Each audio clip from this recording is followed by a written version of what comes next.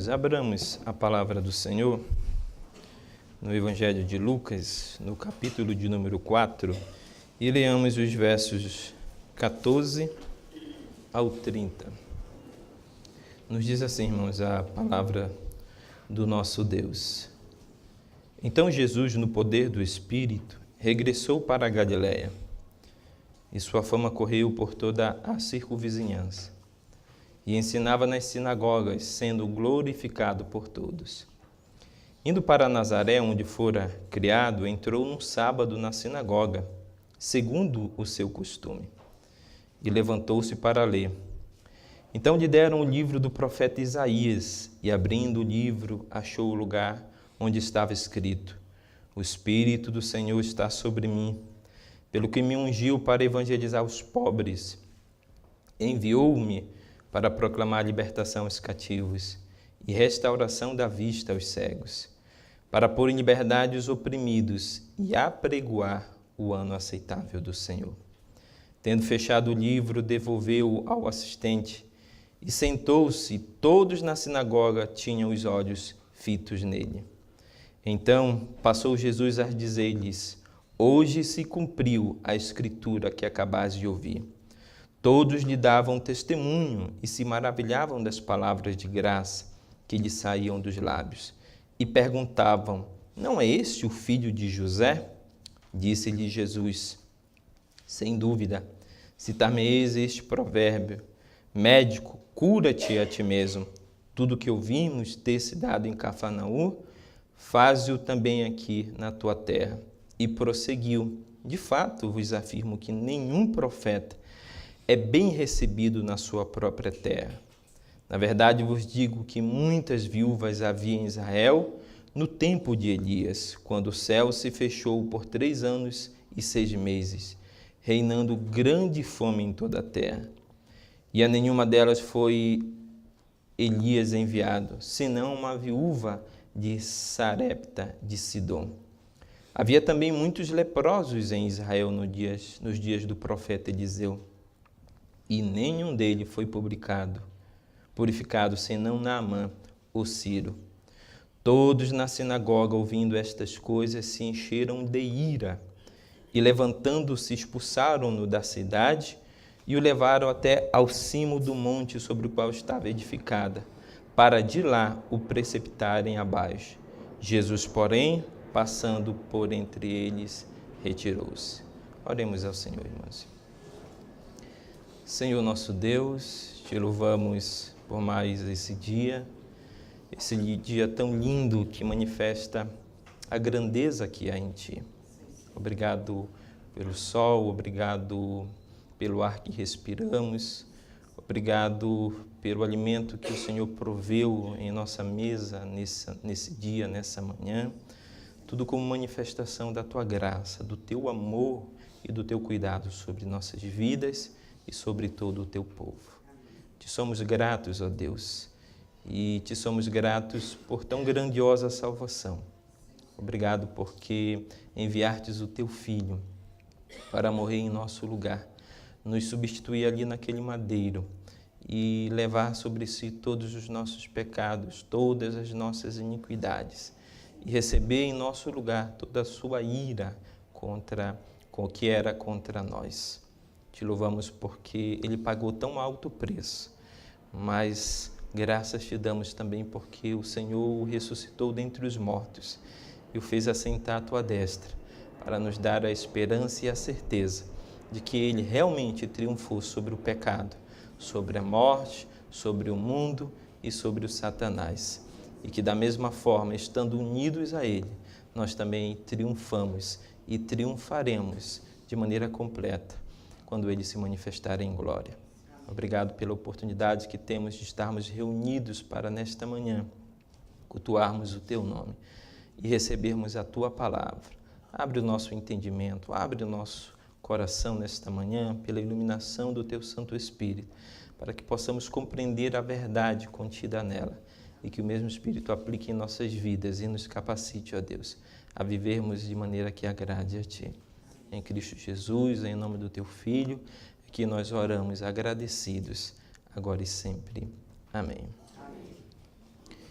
Irmãos, o evangelho que acabamos de ler, esta passagem, que é uma passagem bastante conhecida de todos nós, nos revela como que o evangelista Lucas inicia a sua narrativa a respeito da pessoa e das obras que Cristo realizou aqui nesta terra. Nós temos ouvido em domingos passados, nos primeiros 3 capítulos desse evangelho, a forma em que o evangelista descreve os eventos que marcaram a vida de Jesus Cristo. Os eventos que marcaram a vinda de Cristo Jesus, o Verbo de Deus, o Verbo encarnado entre nós. O evangelista, então, nos mostra que o nascimento de Jesus Cristo se deu de maneira muito sobrenatural. Houve a anunciação por parte de um anjo, houve a providência divina, a ação do Espírito de Deus no ventre de Maria, de maneira sobrenatural, gerando aquela criança. E depois do nascimento de Jesus Cristo, já na fase adulta, Lucas nos revela como que Jesus Cristo foi ungido, separado por Deus para o ministério que foi confiado a ele, que era de levar a boa notícia do Evangelho a todos os homens perdidos. Nós vimos então no capítulo de número 3, na ocasião em que Jesus Cristo foi batizado por João Batista, às margens do Rio Jordão, a confirmação de quem ele realmente era, de que ele era o próprio Deus encarnado, o Filho de Deus que estava entre nós, e a preparação de Cristo para um longo ministério que se iniciaria a partir de então, de pregação e de anunciação das boas novas de salvação a todos os homens. Aqui no capítulo de número 4, a partir do verso de número 3 ao versículo de número 13, nós temos o episódio que nos narra a tentação de Jesus Cristo. Depois de ter sido confirmado na ocasião do batismo de quem Cristo realmente era, e de ter sido ungido e preparado para o ministério de pregação do Evangelho, nós temos nesse parágrafo do versículo 1 ao 13, que antecede o nosso texto lido, a primeira prova pela qual Jesus Cristo passou, o primeiro teste, que foi a sua tentação no deserto. Logo na sequência, então, irmãos, a partir do versículo de número 14, o evangelista Lucas começa a nos narrar o começo, de fato, do ministério de Jesus Cristo. Mas é interessante nós percebermos nos versículos 14 e 15 que Jesus Cristo não inicia o seu ministério ali na Galileia. Se os irmãos prestarem atenção no verso 14, que diz: então Jesus, no poder do Espírito, regressou para a Galileia, e a sua fama correu por toda a circunvizinhança, e ensinava nas sinagogas, sendo glorificado por todos. Provavelmente, irmãos, à luz dos primeiros capítulos do Evangelho de João, Jesus Cristo iniciou o seu ministério ali na própria região da Judéia, onde ele havia sido batizado.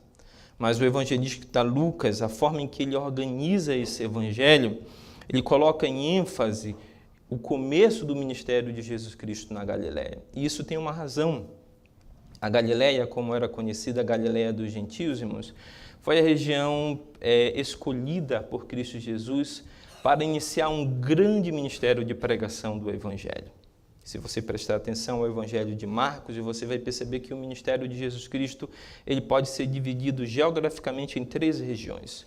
O começo do ministério de Jesus Cristo, ou o mais longo ministério de Jesus Cristo na Galileia, depois o ministério de Jesus Cristo na Judéia e, por fim, os últimos dias de Jesus Cristo em Jerusalém, na semana do seu sofrimento, em que ele é aclamado como rei dos judeus, ele é julgado e sentenciado à morte, e ele então padece nas mãos dos homens para morrer e ao terceiro dia ressuscitar dentre os mortos. O Evangelho de Lucas nos começa a descrição do começo do ministério de Jesus Cristo, anunciando exatamente isso, que Jesus havia iniciado o seu ministério na região da Galileia. Isso tem uma importância muito grande. Porque Lucas escolheu exatamente essa região e não a região, por exemplo, da Judéia e a região da Samaria, porque a região da Galileia, irmãos, era uma região muito desprezada pelos judeus. A Galileia, a época de Cristo Jesus, era uma região muito habitada por gentios. E Lucas queria mostrar que o começo do ministério de Jesus Cristo na região da Galileia tinha o propósito de levar a salvação de Deus, a mensagem de boas novas, a mensagem do Evangelho, não somente aos judeus, que o ministério de Jesus Cristo não estava restrito unicamente aos judeus, mas que o ministério de Jesus Cristo, as boas novas de salvação dentro dos propósitos eternos de Deus, alcançariam também os gentios, que era exatamente boa parte daqueles que habitavam nessa região.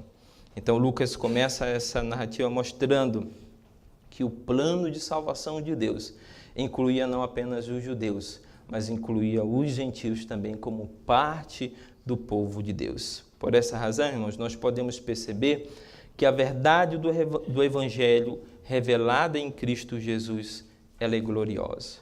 Nós veremos então nessa manhã 4 aspectos do ministério de Jesus Cristo em Nazaré. E o primeiro aspecto do ministério de Jesus Cristo em Nazaré, irmãos, é que o seu ministério em Nazaré foi cercado de descrença e de grande hostilidade. Nós podemos perceber, principalmente à luz dos versículos 25 ao 28, mais especificamente no versículo 28, que diz o seguinte: todos na sinagoga, ouvindo essas coisas, se encheram de ira. O que o texto nos mostra, irmãos, é que Jesus Cristo escolheu em dado momento a cidade na qual ele havia sido criado. Jesus nasceu em Belém da Judéia, mas o texto do Evangelho de Mateus nos revela que ele, por conta da perseguição acometida contra ele, nas intenções de Herodes de matá-lo, ele foi levado pelas circunstâncias a viver em Nazaré. E por isso ele era conhecido como Nazareno. Nazaré é a cidade onde Jesus Cristo passou a maior parte da sua infância, da sua adolescência, da sua juventude e até mesmo da sua vida na fase adulta. E Jesus escolhe exatamente essa cidade para ali apresentar a mensagem de salvação aos homens. E Jesus, o texto nos mostra que, como de costume, no versículo de número 16, como era costume dos judeus, num sábado ele entrou em uma sinagoga, o versículo 16 diz: indo para Nazaré, onde fora criado, entrou num sábado na sinagoga, segundo o seu costume, e levantou-se para ler.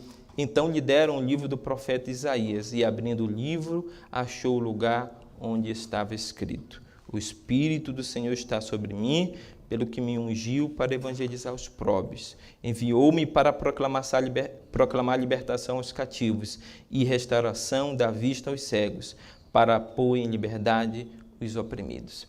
Jesus havia escolhido a cidade de Nazaré para ali realizar um grande ministério de pregação do Evangelho, de anunciação das boas novas de salvação.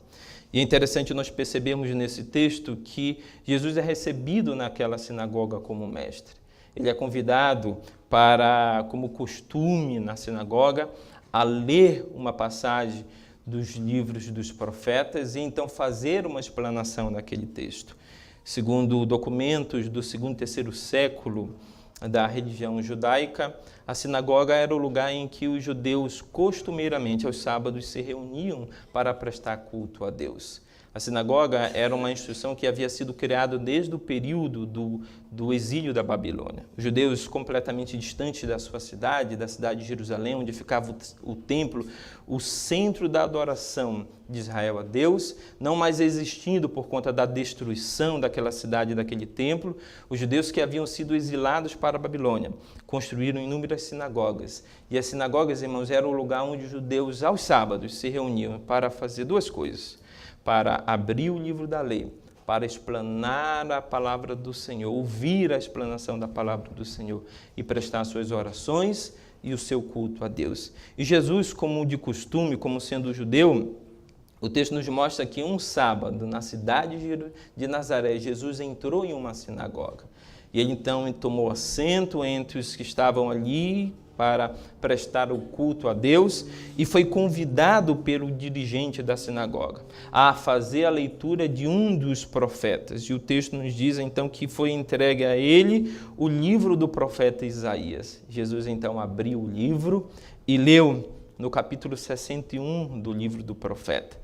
E então diz que aquilo que eles haviam acabado de ler era exatamente o cumprimento da daquela promessa de Deus, de que Deus traria tempos de libertação e de salvação para o seu povo. Então Jesus começa a anunciar que a salvação de Deus também alcançaria os gentios. Ele demonstra que, assim como no antigo Israel, no período do Antigo Testamento, Deus havia manifestado a sua graça sobre uma viúva da cidade de Sarapta, de Sidom, e a um homem gentio chamado Naamã, o sírio, Deus também manifestaria a sua salvação sobre os gentios. E o versículo, então, de número 28, nos diz que os judeus que estavam reunidos naquela sinagoga, movidos de grande ira, eles procuraram tirar a vida do Senhor Jesus Cristo. Eles intentaram contra o Senhor. E uma coisa interessante é que nos relatos de Mateus, os relatos paralelos de Mateus 13 e Marcos 6, o texto nos mostra que Jesus Cristo não pôde realizar grandes milagres naquela cidade, por causa exatamente da incredulidade daquele povo. Então, o ministério de Jesus Cristo naquela cidade, irmãos, foi marcado por descrença e por grande hostilidade.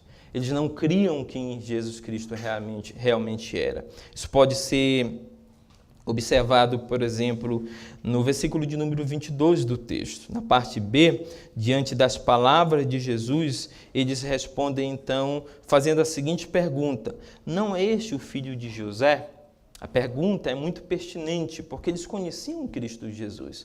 Jesus havia crescido entre eles. Jesus já havia passado a sua infância, Jesus havia passado a sua adolescência, a sua juventude e o começo da sua fase adulta entre aquelas pessoas. Eles sabiam exatamente quem Jesus Cristo era.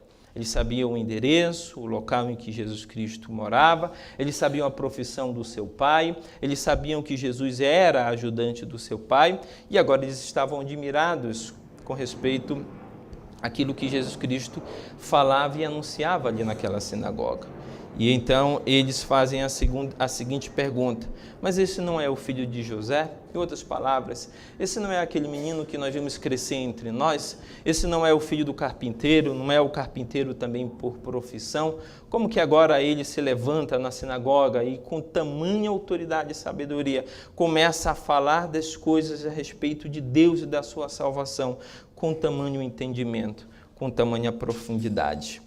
O texto nos mostra, então, irmãos, que eles duvidaram de que Jesus Cristo realmente era o Filho de Deus. Eles não creram que Cristo Jesus era o Filho de Deus encarnado, de que ele era o Messias anunciado pelos profetas do Antigo Testamento, de que ele não era apenas aquele menino que eles viram em muitas ocasiões andando pelas ruas da cidade de Nazaré, que havia crescido entre eles, que havia feito talvez muitos móveis para muitos dos seus moradores, mas de que ele realmente era aquele enviado da parte de Deus, o Messias anunciado pelos profetas. E essa incredulidade, irmãos, fez com que eles agissem com tamanha hostilidade contra Cristo Jesus. É o que nos mostra o versículo de número 28.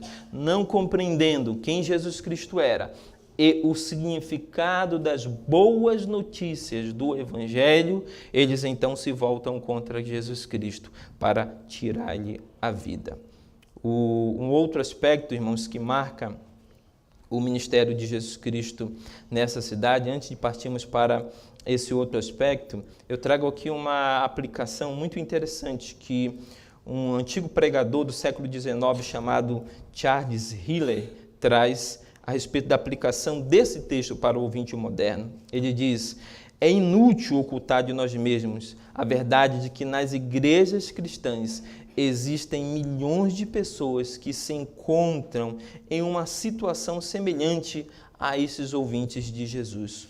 Ouvem com regularidade a pregação do Evangelho, admirando-se ao ouvi-lo.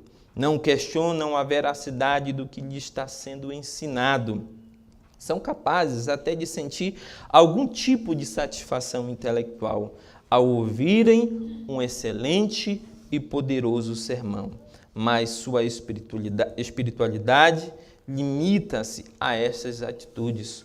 Ouvir sermões, irmãos, não impede de continuarem levando uma vida de indolência, mundanismo e de pecado. É o que o texto nos mostra, irmãos.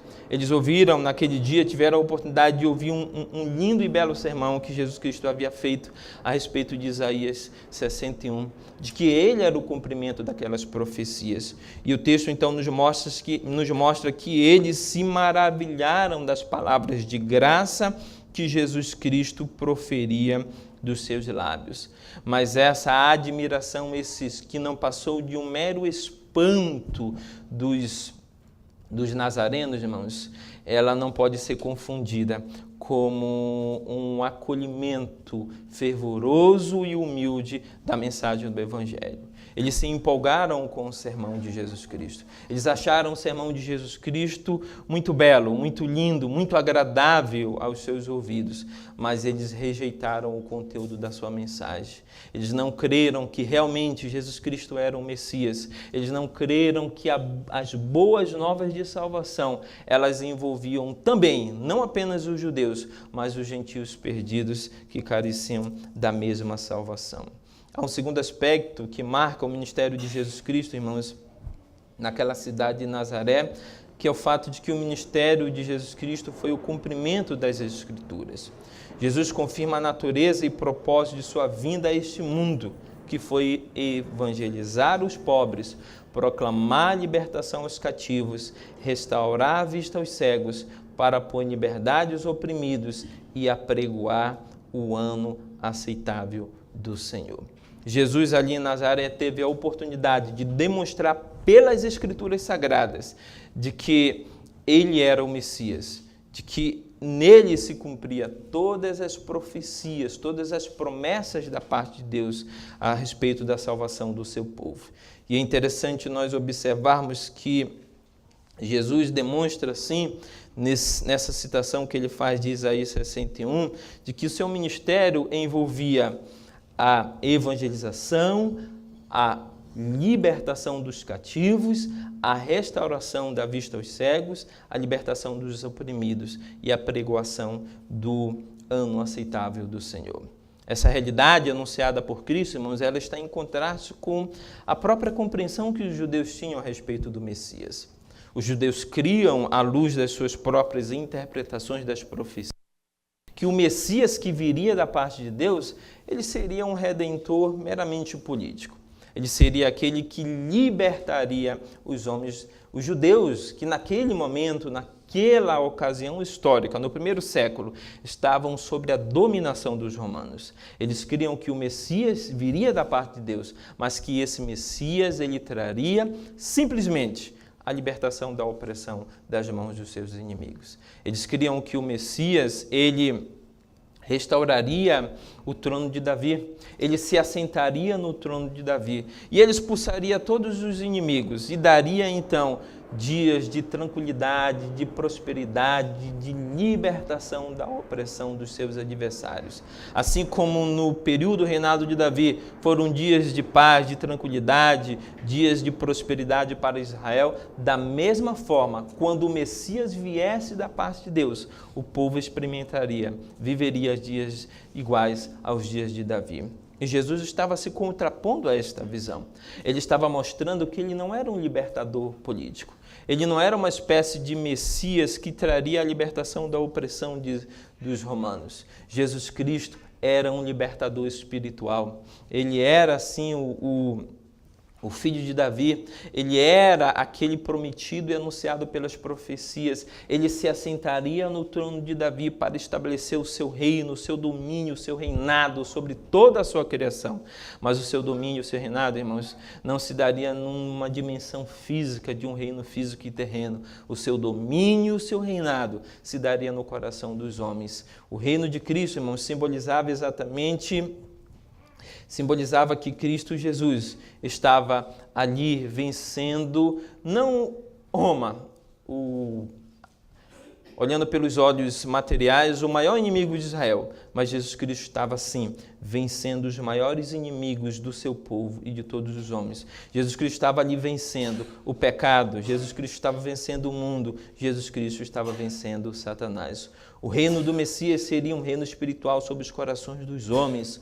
Sua vitória seria contra o pecado, sua redenção não aconteceria em relação ao domínio romano, e sim em relação ao poder de Satanás nesse mundo.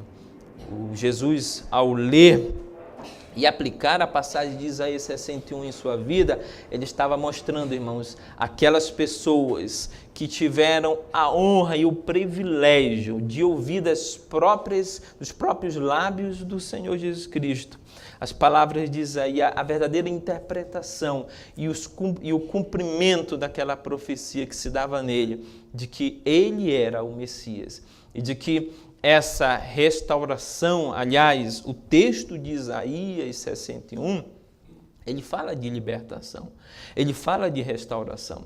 Quando o profeta Isaías, ele profetizou essas palavras, foi dentro desse contexto.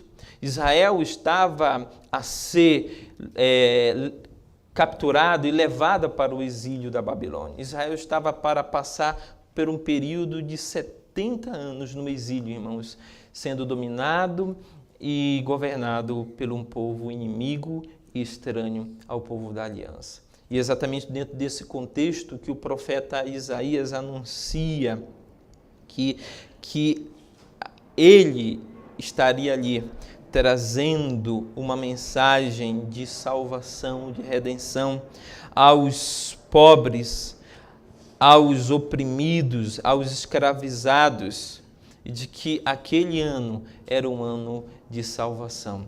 E exatamente Jesus Cristo toma essa passagem de Isaías e aplica a si mesmo, mostrando àqueles homens, àquelas pessoas, que aquela profecia de dias de salvação que viriam se cumprir exatamente nele. Ele era a libertação de Deus sobre o seu povo. Ele traria as boas novas de que dias de redenção e de salvação estavam chegando aos pobres. Ele era a mensagem de que a libertação realmente havia chegado aos cativos. Não aos cativos do exílio da Babilônia, mas aos cativos no mundo espiritual, aqueles que estavam cativos e escravizados pelo pecado e por Satanás. E ele era, irmãos, a restauração da vista aos cegos. Ele era a libertação daqueles que estavam sobre a opressão do pecado e de Satanás. Um terceiro aspecto, irmão, do ministério de Jesus Cristo em Nazaré é a sua preocupação com os pobres e oprimidos. Isso nós podemos observar em todo o ministério de Jesus Cristo. Jesus Cristo sempre teve uma grande preocupação com os pobres e oprimidos. Isso marcou o ministério de Jesus Cristo, especialmente o ministério de Jesus Cristo, citado aqui no próprio texto, na cidade de Cafarnaum. Eles haviam ouvido que Jesus Cristo havia feito inúmeros milagres, curas, coisas extraordinárias na cidade de Cafarnaum. E o versículo de número 23, Jesus então dá a entender que os nazarenos aguardavam ansiosamente que aquilo que Cristo havia feito lá na cidade de Cafarnaum, ele repetiria exatamente entre eles. O que Jesus Cristo havia feito, irmão, na cidade de Cafarnaum, mostra um certo aspecto do seu grande ministério de proclamação do reino, do evangelho do reino de Deus. O mestre realizou naquela cidade, a cidade de Cafarnaum, grandes obras e operou maravilhosos milagres. Por exemplo, em Mateus 8, do 5 ao 13, ele curou o servo do centurião. Em Marcos 5, 22 ao 43, ele curou o paralítico trazido pelos quatro amigos. Em Marcos 1, do 40 ao 45, ele curou o leproso. Em Marcos 3, 1 ao 5, ele curou um homem de mão mirrada. Em Mateus 8, 14 e 15, ele curou a sogra de Pedro na cidade de Cafarnaum. Em Marcos 5, 25 ao 34, ele curou a mulher hemorrágica. Em Marcos 1, 23 ao 26, ele libertou o endemoniado. Em Mateus 8,16, ele curou muitos enfermos e libertou grande número de endemoniados. E, enfim, por fim, irmãos, em Marcos 5, 22 ao 43, ele ressuscitou a filha de Jairo. Tudo isso se deu na cidade de Cafarnaum. Porém, todos os milagres que Cristo realizou, irmãos, eram sinais, meros sinais, que demonstravam sua majestade, sua graça e o seu grande poder. Ele não veio apenas para curar algumas poucas pessoas que estavam se sentindo afligidas por suas enfermidades e dar a elas momentos de alívio dos seus sofrimentos aqui nessa terra. Seus milagres, irmãos, ilustravam o que a sua graça continua a fazer ainda em nossos dias. A graça de Deus afasta, por exemplo, o pecado e Satanás e restaura pecadores miseráveis e desmerecedores a paz e a comunhão com Deus. As curas, ressurreições e exorcismos representavam a invasão do reino de Deus em seus estágios preliminares sobre o reino de Satanás, prenunciando a derrota deste. O reino de Satanás, nesse caso, é representado pelas enfermidades, pela morte e pelo demonismo. Nós podemos observar a partir do versículo de número 16, irmãos, e percorrendo todo o capítulo de número 4, na verdade até o versículo de número 44, que o ministério de Jesus Cristo foi cercado por curas e milagres. Jesus Cristo realizou muitos milagres, muitas curas e muitos exorcismos. E a intenção de Jesus Cristo não era meramente aliviar os homens dos seus sofrimentos terrenos e passageiros aqui nesta terra. Jesus não curou a todos os enfermos, mas ele curou a muitos. E o propósito das curas de Jesus Cristo era demonstrar, irmãos, que o reino de Deus havia chegado com poder e com glória e com grande autoridade. Era mostrar que o reino único, verdadeiro e autoritário havia chegado e estava agora se sobrepondo, entre aspas, ao reino de Satanás. De que Jesus Cristo estava agora chegando, tomando o seu terreno, botando, nas palavras de Jesus, o valente a correr e estabelecendo o seu domínio sobre toda a sua criação. Jesus não estava apenas aliviando os homens dos seus sofrimentos momentâneos e passageiros. Jesus estava, através das curas e milagres, dos exorcismos, dos demônios que eram expulsos, Jesus estava demonstrando que o reino de Deus havia chegado com grande autoridade. Talvez, irmãos, a semelhança daquilo que nós vemos nos nossos dias, dos chamados pregadores de curas e milagres que povoam aí o evangelicalismo brasileiro e que tomam as nossas mídias, anunciando a realização de curas, de milagres, de prodígios. Muitas pessoas movidas exatamente por essa falsa propaganda do evangelho. Creio que o evangelho se resume exatamente a estas coisas. É lógico que Deus tem um interesse em ver o seu povo livre, liberto das suas dores, dos seus sofrimentos e das suas enfermidades.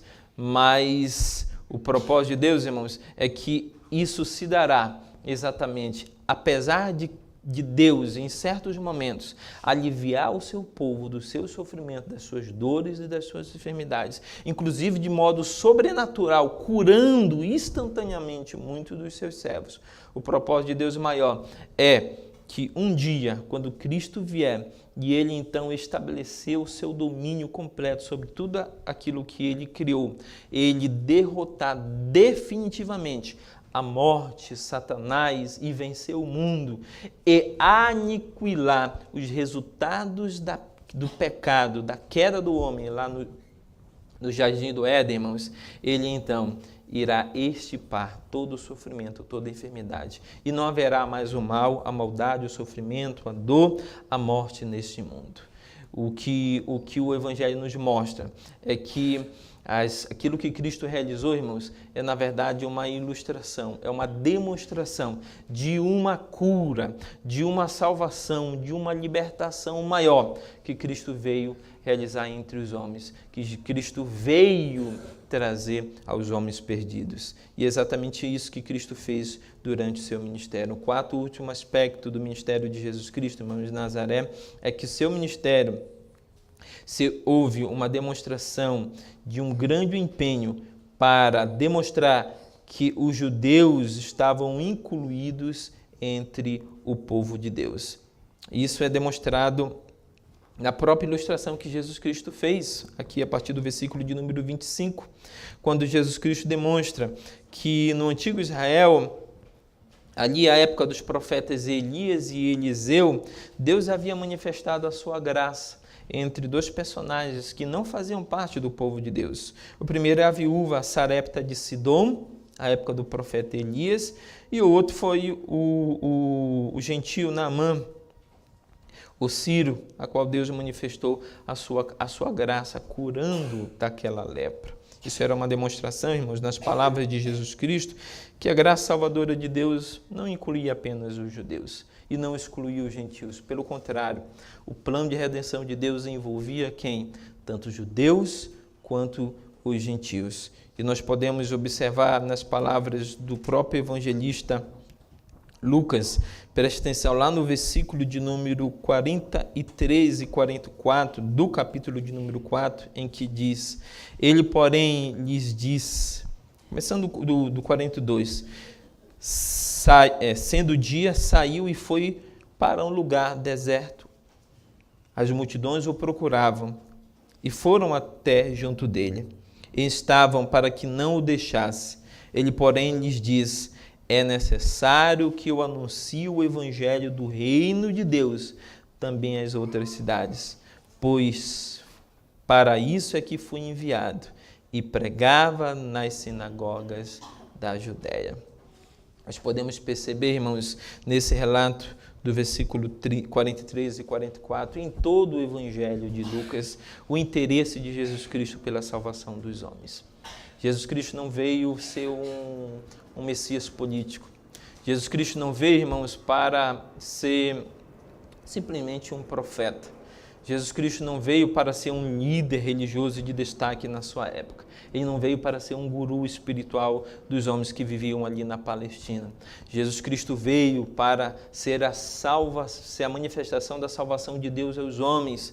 E essa salvação de Deus aos homens, ela estava sendo anunciado nas palavras de pregação de Jesus Cristo em todo aquele território. Nós podemos perceber, à luz dos evangelhos de Mateus, Marcos, Lucas e João, o interesse de Jesus Cristo, que viajava do norte ao sul, irmãos, da região da Palestina, da Galileia, a Judéia, inclusive passando por Samaria, em alguns momentos, retirando-se para a cidade dos fenícios, as cidades dos gentios de Tiro e Sidom, para também ali anunciar o evangelho aos homens perdidos.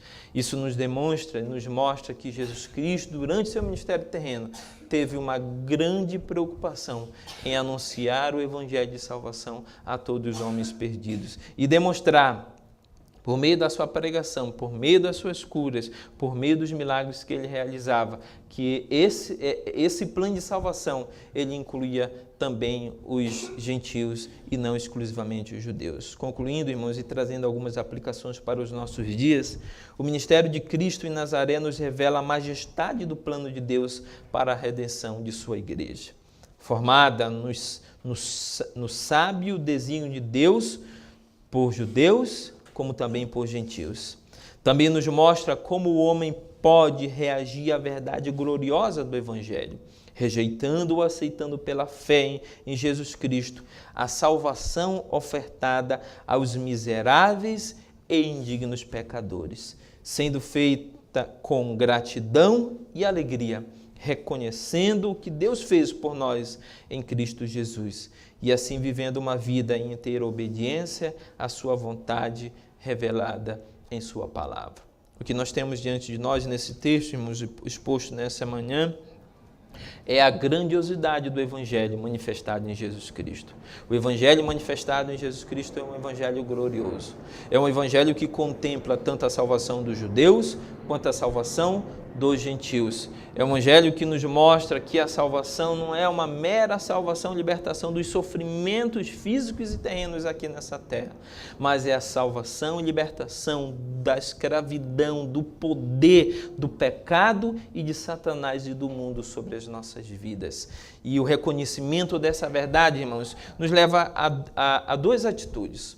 Uma atitude de rejeição e de negação dessa verdade, que foi a atitude dos nazarenos, ou uma atitude de humilhação e aceitação desta verdade de salvação contida no Evangelho. E essa aceitação dessa mensagem de salvação contida no Evangelho, irmãos, nos levará, lógico, que a uma atitude de inteira obediência a Deus, a sua revelação contida em sua palavra. A atitude dos nazarenos, irmãos, nos leva exatamente a pensarmos sobre qual tem sido a nossa resposta a essa mensagem de salvação. Será que, como os nazarenos, temos rejeitado?